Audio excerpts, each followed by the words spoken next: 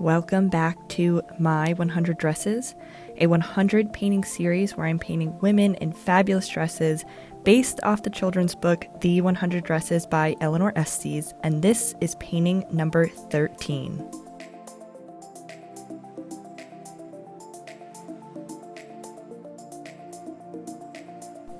For today's painting, I wanted to share more about my artistic journey.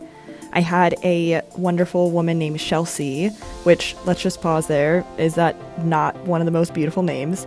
But Chelsea had watched one of my YouTube videos and then posted on her Instagram story about it, and I saw it there and got really excited. I'm not sure if she found me here on YouTube first or on Instagram first, but anyway, I was really excited and reached out to her to ask what she would like to hear more about. I'm trying to figure out what I want to share on this channel as I'm painting, and thought it would be great to hear her thoughts. So she had just mentioned learning a little bit more about how I got into art, what my artistic journey has been, and so that's what I want to share with you today.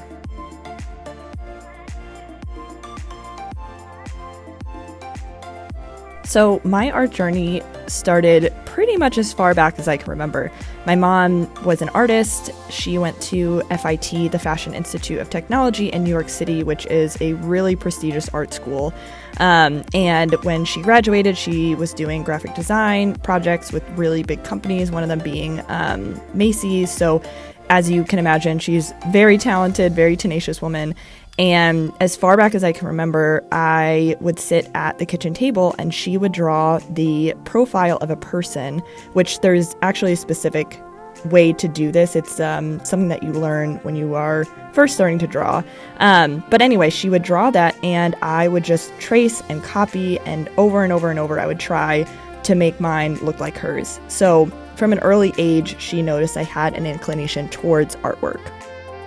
From there, she started enrolling me in different classes in the community and at school. So something that's really cool about my parents is both of them love people. My dad was a pastor, and they just had vision for people's gifts. And so in the community, they would find people who had unique skills and essentially have them come to the church and put on a class where they got paid to teach their skill, but then people in the community could come and learn from them.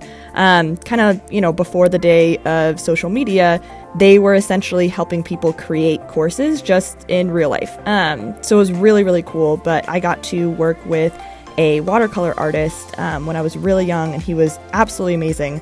I cannot remember his name. Maybe I will track it down and drop it in another video, but he was amazing. So he really taught me a lot about painting, specifically in watercolor. And then when I turned 11 and I was in 6th grade, I actually had my guidance counselor asked to commission me to paint a picture of her cat.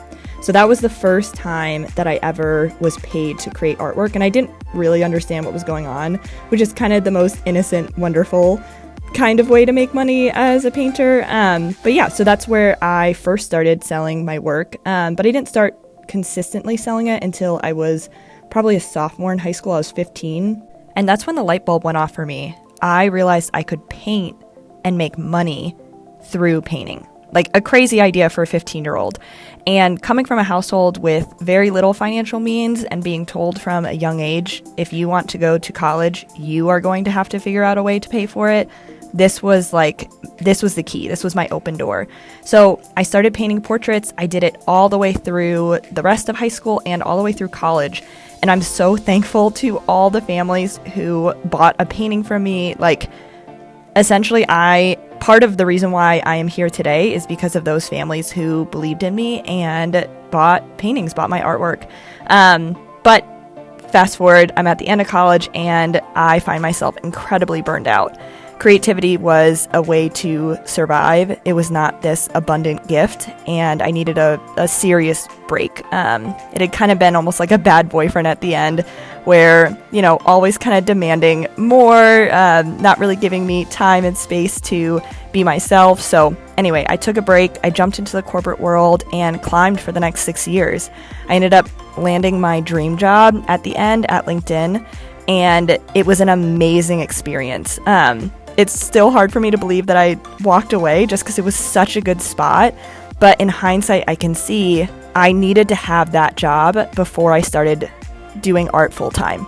I needed to be in a place where my heart had healed, where I wasn't running from something anymore. Instead, I was running to something, and I was running knowing that I was giving up something really good.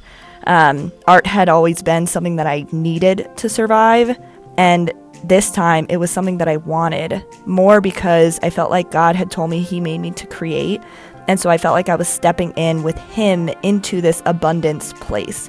So I share all that just to say, not everybody's art journey is straightforward. Mine was definitely not straightforward, but I will share more, I guess, about this. There's so much that goes into this story. It's taken me like 10 times to record this just because I'm trying to summarize really heavy and deep seasons of my life. But I'm really glad that I got to share this. So anyway, all that to say, here is painting number 13, and I cannot wait to share with you guys next week painting 14 and share a little bit more about my journey.